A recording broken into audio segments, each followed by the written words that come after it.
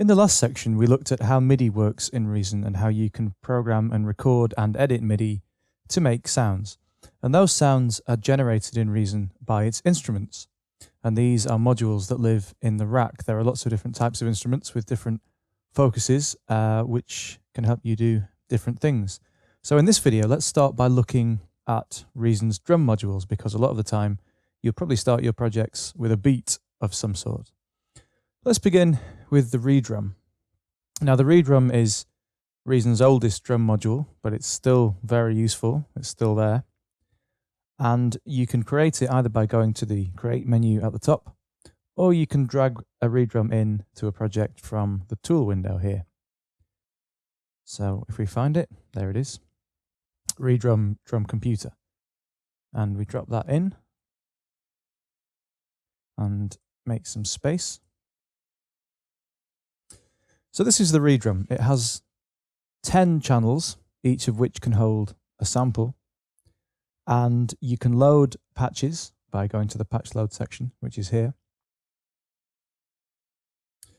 And as we've noticed before with the browser, you can preview kits from the browser, which is really useful because it means you don't have to load a kit and then go back into the project, play it, see if you like it, and then maybe change it if you don't like it.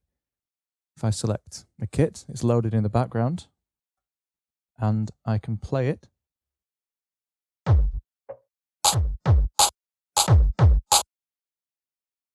So there's a techno kit. Let's try something else. Let's try a hip hop kit.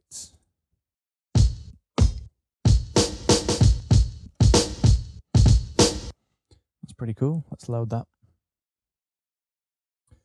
So what the ReDrum does is it loads a sound into each of its 10 channels.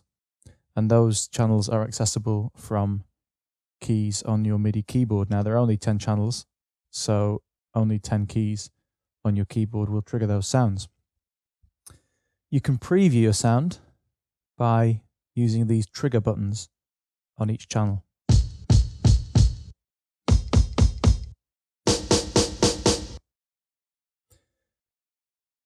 Each channel is independent and can be routed separately, as we'll see later. By default, you get a stereo output from the drum machine, so everything goes through one stereo channel.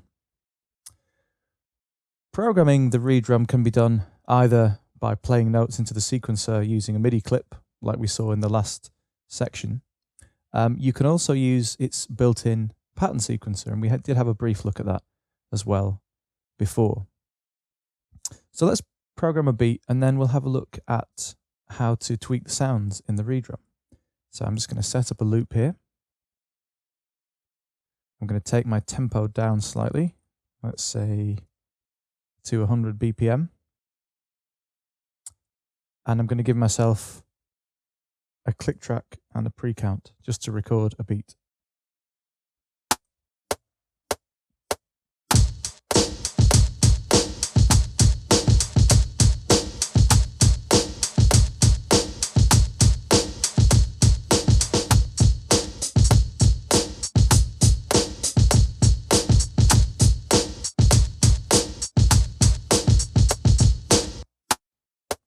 Okay, so there's our beat. I'm going to quantize that so that it sounds decent. Let's try that. Turn the click off.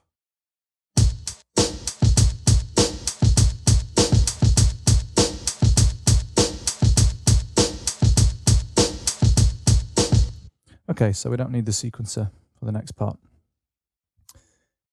There's a master level control on ReDrum, which will take the main output up or down.